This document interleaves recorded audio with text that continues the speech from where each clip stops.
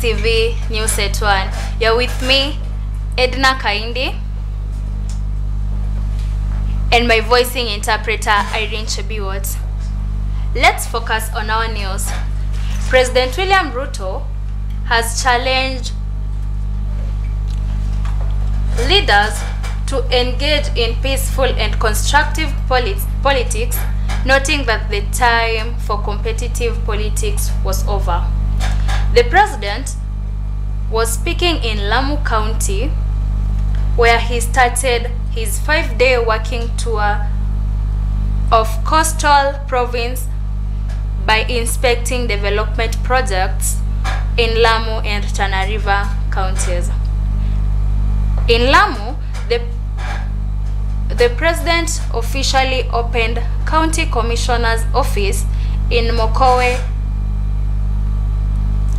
and later issued checks to the local fishing community. The president urged the police to act firmly to maintain law and order within the confines of the Constitution, adding that the security of the nation is not negotiable. Wherever you come from, wherever you're going, we must agree as a nation that in our political equation, there will be no violence. There will be no destruction of property. There will be no loss of life. Our security agencies must discharge their mandate firmly, professionally, to make sure that they protect life and property. Shida hizi zikitatuliwa, tutakuwa na amani ya kudumu na hawa wananchi watachangia pakubwa katika ujenzi wa taifa letu. Yeye anachokitafuta anakijua yeye mwenyewe. Na Mheshimiwa Rais hata simama akasema, lakini anajua wazi hazungumzii maneno ya unga. Kwa sababu kushukisha unga si kuvaa kofia. Mipango ya kushukisha gharama ya maisha iko na William Samoei Ruto. Wanaokupinga wanajua kuwa program zako zikisucceed 2027 hawana bao. Si itakuwa walkover.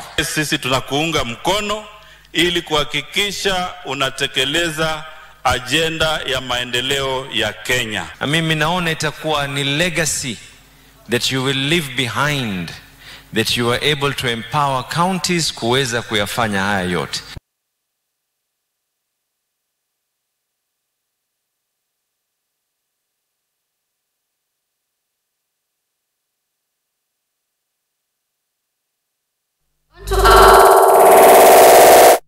Of leaders from the Kenya Kwanza have now called for peace between President William Ruto and Azimio leader Raila Odinga. Led by the United Democratic Alliance Party, Secretary General Cleophas Malala, the leaders said that the country's stability is at stake if the political standoff continues.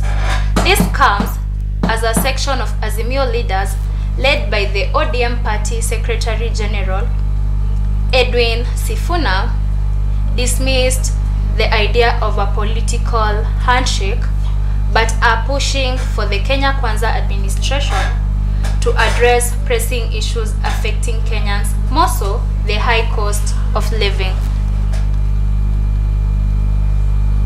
President is ready to engage with any Kenyan. Hata Raila Odinga ukitaka rais. Wewe uko na simu ya rais, piga simu State House, rais wetu wako tayari kuongea na wewe.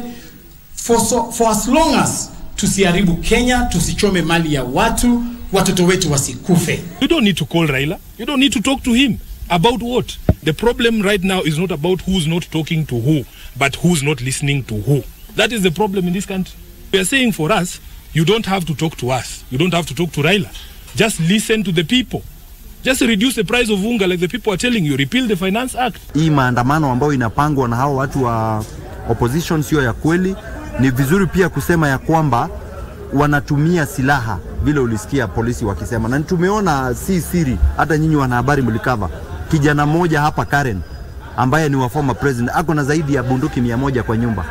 Akiulizwa ni za nini, anasema ni za kwenda kupiga ndege hapa Mwea. It is not acceptable and we cannot continue. Taxi driver on Thursday narrated to Nairobi court how he allegedly drove Sharon Otieno and her abductors to location in Owade, Homa Bay, where she met her death.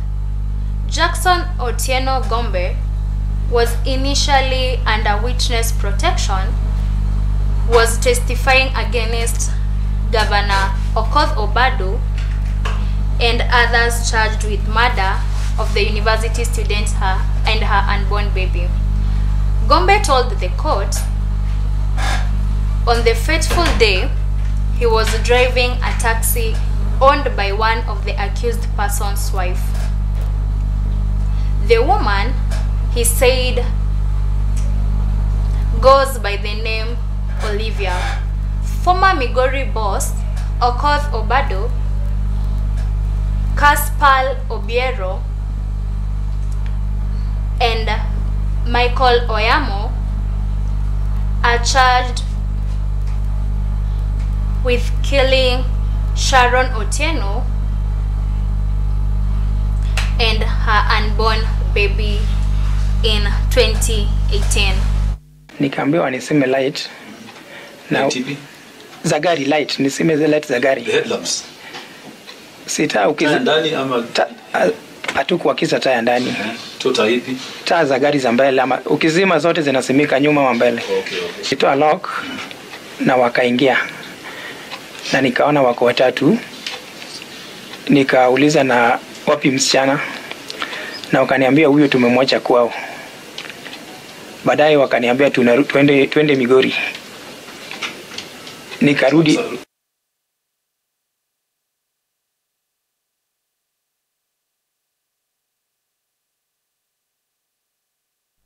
And away from that, 11 members of the first Siaya County Assembly who failed in their re-election bid are yet to clear more than 12 million shillings,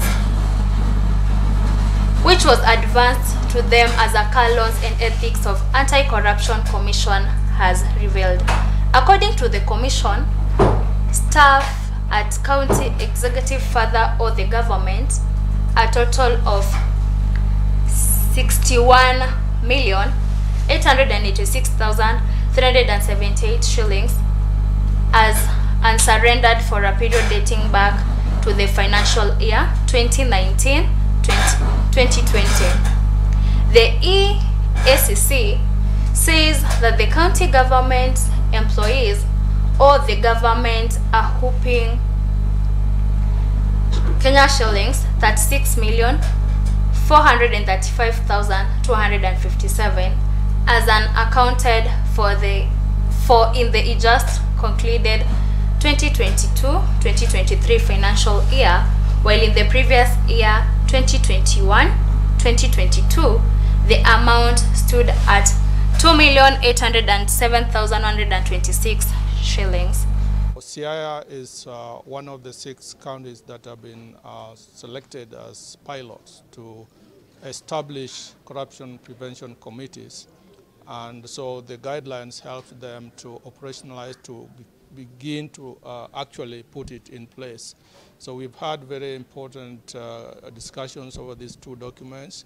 The corruption risk assessment report looked at various functions of the executive as well as the county assembly.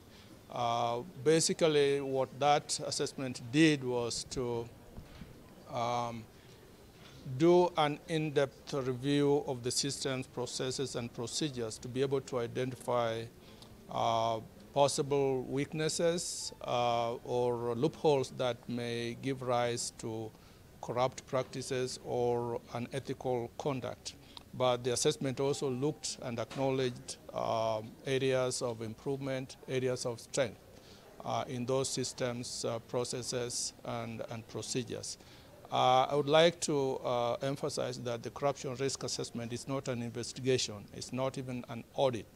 It is intended to be able to identify vulnerabilities, those loopholes that can be exploited by unscrupulous people to perpetrate misconduct or to perpetrate corrupt practices. Exercise, I think, is useful. As you know, the Constitution requires accountability and transparency, and all this goes towards making sure that public resources and public property or assets are protected and safeguarded and optimally used for the benefit of the taxpayer and the public whom we serve. It is important in this engagement that we have a dialogue and a conversation on how to prevent corruption or deal with it. And it's also important that on ethical matters, we also read from the same script. Now, the other finding on the area of interest management was that the county executive had on surrender of interest amounting to Kenya shillings 661,886,378 at the time of the assessment in February. Now we are going to break it down.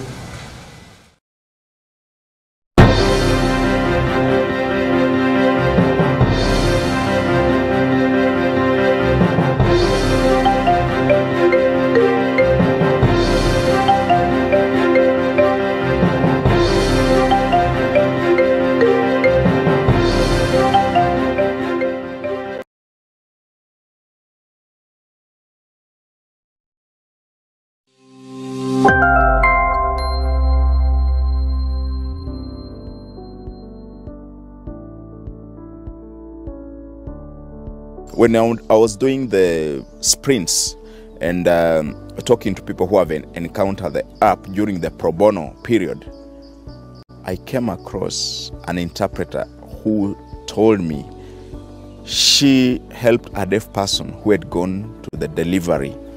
And to me, that was a eureka moment of how deeply this app is actually being used by the deaf community, because during the maternal engagement of this deaf person with the doctors, she was able to call an interpreter who would now tell the doctor how she was feeling, the experiences she was having. So the doctor was able to serve this deaf person better than it would have been without a sign language interpreter.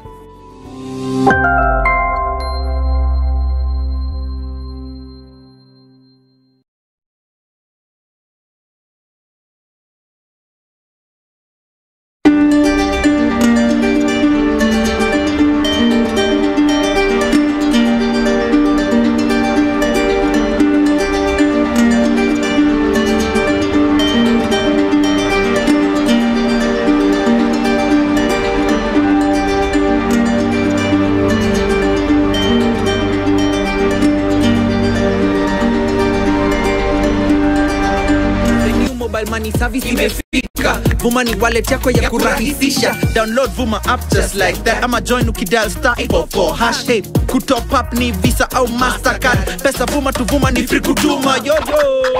Ni free kutuma. Kufanya transfer to any bank ni kuvuma. To join, dial *844# and download the Vuma app now. Load cash to your wallet through Vuma agents or your bank, or go to your nearest KCB bank branch, ATM, or agent. Let your money flow with Vuma.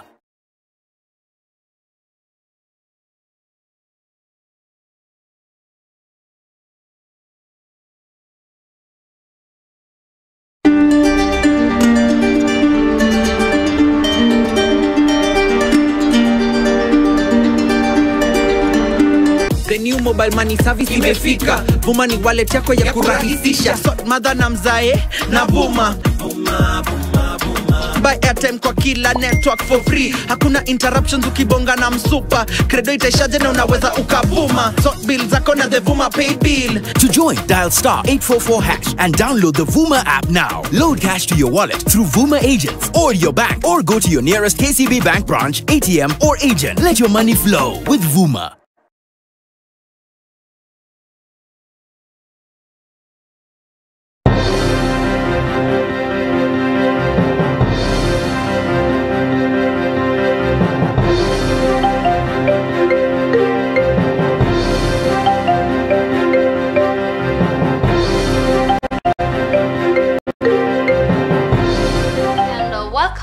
Back from that commercial break. The Ethics and Anti-Corruption Commission, EACC, has said that it is currently investigating over 150 cases of forgery of academic papers held by persons serving in the public service.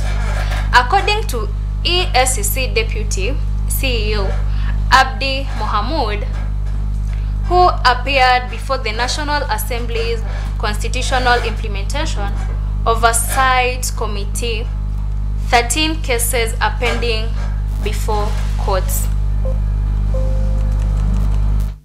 Now, the issue of fake certificates is actually our main area now. That is a time bomb in this country.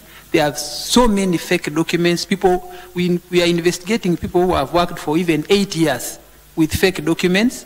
We are making recommendations for them to be charged, and we are also recovering the funds that they have received. But we can give you the statistics of the number of fake certificates that we are investigating. And Chair, this is a very serious issue. It is an issue that has, affected all institutions, including even private, that people are actually faking or forging certificates to get employment. It is widespread.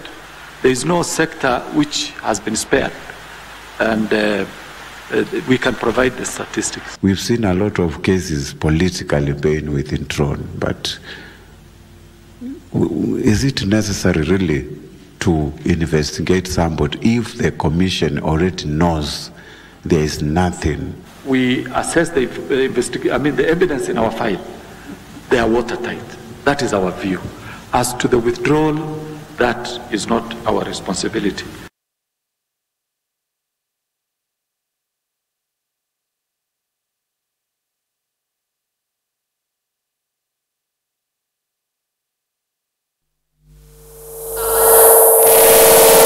A section of residents from Kambini village in Sunza area of Kinago sub-county, Kwale County,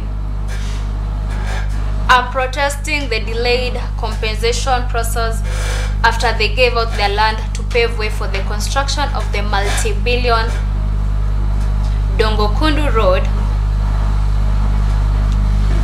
The residents have alleged that some private developers working with land officials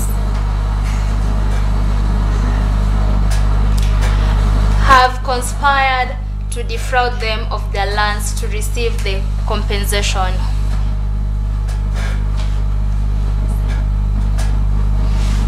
Mahali huku hizi mashamba ni shamba za adjudication na ni shamba ambazo ni za wenyeji wa hapa. Lakini cha ajabu ni kwamba walio hapa wanamiliki hizi sehemu ni mabwenyenye. Ambao hao mabwenyenye hatujui waliingia vipi mpaka saa hii sisi tumekuwa ni wakulia, tumezunguka, tumehangaika, tumetafuta haki itendeke miaka mingi, lakini bado hatujapata suluhisho. Tumetoka hapa tumeenda mpaka Nairobi DCI, tumekuja, tumeenda Kwale kule, tumehangaika, lakini bado hali haijakuwa shwari, na tungeomba serikali kama inaweza ikaingilia kati ili na sisi tupate haki yetu. Barabara imepita pale, mnaona ni makaburi yale, kuna watu wamezikwa pale, hatujalipwa. Shamba ndio hili limevurugwa, mimea imekatwa, mnazi, michungwa, kila aina mimea ambayo tulikuwa tumepanda mahali hapa yote imekatwa, lakini hatujalipwa. Tunahitaji tulipwe, lakini hatujalipwa, hatujapata haki yoyote. Haki tunayoitaka ni kwamba serikali ingilie kati, atume kama ni surveyor wa serikali, waje mahali hapa, waje waangalie hizo title. Na hizi ploti, sisi tunajua ploti ni mbili, 1165 na 1164. Sasa hizi ploti zimekuwa 4. Ploti ya kwanza ina Tashna, ploti ya pili ina Guriro, ploti ya pili imechukuliwa hawa madada zetu ambao wana ploti hii ya hapa, wakapewa hiyo ploti ya pili kutoka hapa, na ambayo ilikuwa ni ploti moja ya 1164. Watu walikuwa na matarajio makubwa kwamba hii barabara ikipita kila mmoja mtoto wake ataenda shule nzuri na asome na yeye mwenyewe maisha yatabadilika. Lakini cha kushangaza hizo ploti zote zimechukuliwa na wageni, na sasa kila wakati sisi ni mbio tu. Unaambiwa nenda ofisi hii, nenda ofisi ile, au nendeni mtulie mambo yenu yatafanywa. Mwisho wa kwisha hakuna lolote limefanyika mpaka imefikia dakika hii. Haki yetu. Haki.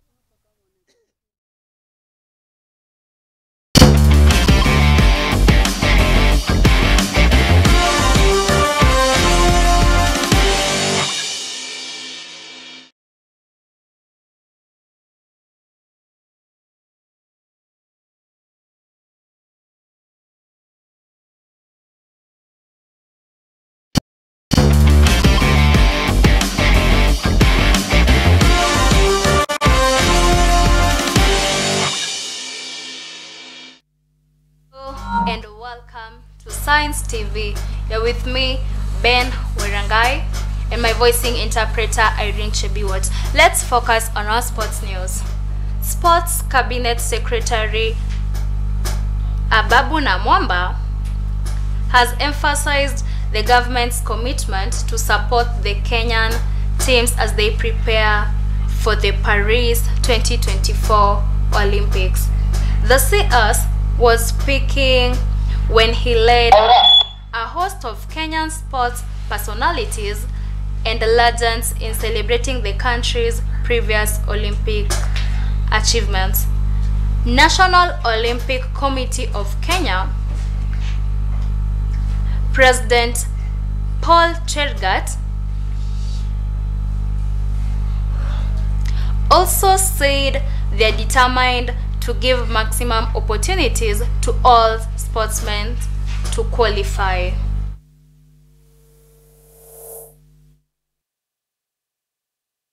It is a beautiful moment. You know, Olympics is the pinnacle of sports on the planet. And Olympics has a very special, rich history dating back over 3,000 years. And for Kenya, we are the most successful Olympics nation in Africa. 113 medals since we participated in the first Olympics, Tokyo 64. Tumejiandaa kabisa na ile kitu tupekeaga ni kuhakikisha tumeleta wale partners kama ministry na sponsors ili tuweze kuhakikisha tupatie wanamichezo wetu ile usaidizi wanahitaji kuprepare tukielekea huko Paris Olympic Games. Kitu ya maana ni teamwork. Kuwa na teamwork hiyo ina lead to success na kuleta medali mingi.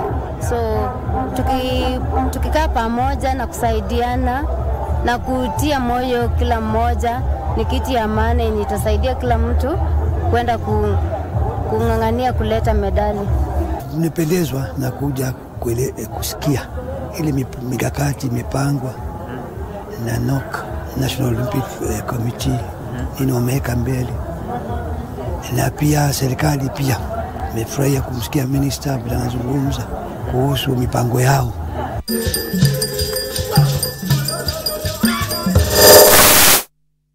Next sports item. The national women's volleyball team coach Paul Bitok says Malkia strikers are ready to face opponents in their first FIVB Women's Volleyball Challenger Cup appearance, which begins today Friday at Espace Mayen in Naval, France. The 9-time African champions are scheduled to serve off the championship against Colombia and Bitok. who is acting as an assistant to Eloizoma Dimora, said poor reception still remains the team's biggest disadvantage. Challenger Cup is an annual international tournament contested by 8 nations, and it acts as a qualifier for the lucrative FIVB Volleyball Nations League.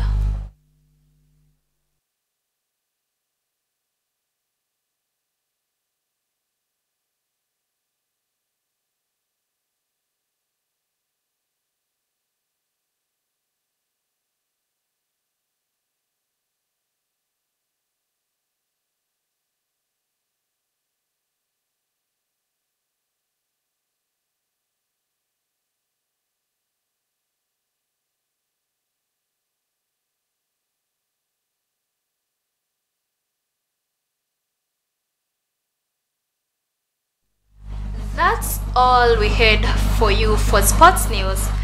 Thank you for watching Science TV. You've been with me, Ben Werangai, and my voicing interpreter, Irene Chebiwot. Have a good afternoon and goodbye.